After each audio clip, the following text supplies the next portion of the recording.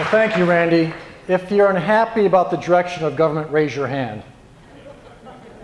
That's a surprise. My name is Chris Salvino. I'm running in CD5. I'm a trauma surgeon, which means if you're seeing me, you've had a very bad day. I deal with gunshots, stab wounds, car accidents. I'm also a former military F-16 flight surgeon, so I had the privilege, thank you, the privilege and honor to operate and fly with one of our top fighter units in the United States. I own a business. It's an internet weight loss business, so if you have a weight problem, see me afterwards. I'm the father of 8-year-old twins, and a little fun fact about myself is I've been to 4 different countries doing volunteer surgery. Why am I running? The same reason you are in this room. The American dream we had growing up is turning into the American nightmare. We must stop it and stop it right now.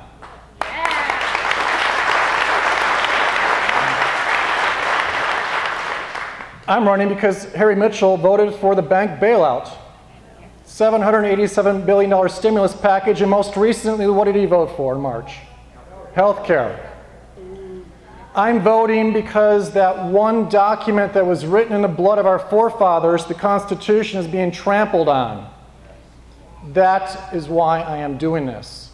My campaign has been focused on 4 critical issues since day one: healthcare, border security, unemployment, and the economy. And I'd like to talk about each one now, if you don't mind. Healthcare. Scott Brown's win seems like either decades ago or days ago, depends on your point of view. It was a great win, and then it was a travesty in March when we lost that particular battle. The Democratic plan to nationalize, and I use the word nationalize and socialize healthcare, is a travesty. It's going to steal $500 billion from our seniors at a time when Medicare is bankrupt, raise taxes, add unfunded mandates on our states, and drive the greatest healthcare system in the world into a Canadian-style socialized system. If you want to wait 2 years for your hip replacement, move up north. The fundamental problem in the healthcare system can be summed up in one word: cost, C-O-S-T, and they have missed the boat on this particular topic. Guess what? The Obamacare plan is going to add 159 new commissions and boards to help run healthcare in the United States. Healthcare now costs 1/6 of our economy. Whether Obamacare passed or not, there's still that cost issue. So you should be asking me, what are you going to do when you go to Washington? 2 things. Step number 1, like everybody in this room, more than likely, I'm going to do everything I can to stop it, slow it down, defund it, or whatever we can so it doesn't work. It is a bad bill. However, step number 2 is really important, not talked about much. There's still a cost problem in the healthcare system. There is a way to reduce the parasitic cost in the healthcare system by $200 to $400 billion per year. I've written a plan called the HELP plan that we have on the back table, or it's up on our website, HELP. Guess what? 7 pages, not 2,400. In 5 steps, it shows the American people where the waste is in the healthcare system. This plan does not take money from Medicare, does not raise taxes, and does not add unfunded mandates on our states.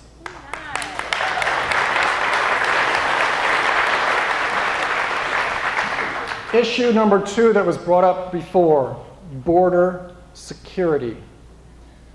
As a physician, I've operated in those 4 countries, so I believe I have compassion for people throughout the world. But as an Arizona trauma surgeon, I see the ravages of illegal immigration, a lack of a border, almost on a daily basis, from the cartels and the felons all the way up in Phoenix. I could tell you stories for hours, but I'll just tell you one. My friend Robert works and does some IT for us. His mother-in-law was walking in Phoenix a couple years back, hit by a drunk driver, killed. Guess who hit her? Illegal. And guess what happened to the legal person? Scot-free. Scot-free, went right back over the border. If you want to understand what's going on in Mexico, Google search a town called Tancetaro. Tancetaro, in a short period of time, the cartels came in and took out the mayor, the entire city council, The 60-member police force and half the managers is now a lawless town. Nogales, January, 40 executions. Acapulco, one weekend, 30 executions. You know about the rancher. A name that just happened recently, Dr. Torres, June 27th, gubernatorial candidate from Mexico. He's a doctor. He on June 27th said he was going to shut down the cartels. June 28th, next day executed. I've been to the border 3 times before it's been fashionable by these politicians. Let me tell you some of my experiences at the border. I met a rancher named John Ladd. Now, John is one of the lucky ones. His property abuts against an actual fence.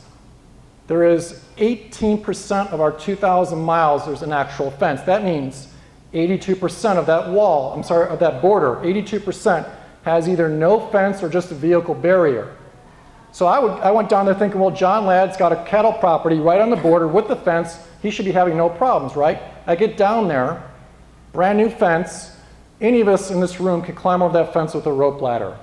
The fence that the politicians are talking about needs to be fixed the right way. Next, John Ladd took us over to meet some of the border agent managers. Nice people, but let me tell you where our border agents are. How many people can guess how many border agents we employ on the southern border? Take a guess. Total. 150. The entire southern border, not just Arizona. Go a little higher. 275. Do I hear 10,000? Going once. Do I hear 12? 17,000. You guys pay for 17,000 border agents on the southern border. Guess where they are? They use what's called the football defense. Some of them are on the line of scrimmage at the border.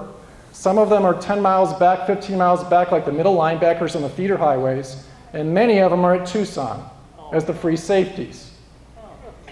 Going back to John Ladd, our story, let's go back to our story. John Ladd's property. Every day he has people come across to destroy his fences, his cattle water supply, and to terrorize his family. Who can guess how many people come across his property every day? 82. You're getting better at the numbers today. She said 82. 100. 100 people cross his property and they say that the border is secure? No way. Let me make it worse than that. 4 groups of people crossing. Those looking for work, the cartels, which have set up shop in America. We are now the #1 kidnapping city in America. Here's another statistic, the number 2 city in the world for home invasions from the cartels. 3rd group, it's estimated there's 1 million felons from Mexico and the United States. 4th group, terrorists. What am I going to do about that? Anybody want to know? Yes. Thank you. Second plan we've written, SOS, it's on the back table, secure our safety. It's a well thought out plan. It's not perfect. There are 12 steps. I'll give you the highlights. Top 3 steps. Number 1, as I mentioned earlier, the small amount of fence doesn't work. We need razor wire, just like a prison or the Israelis.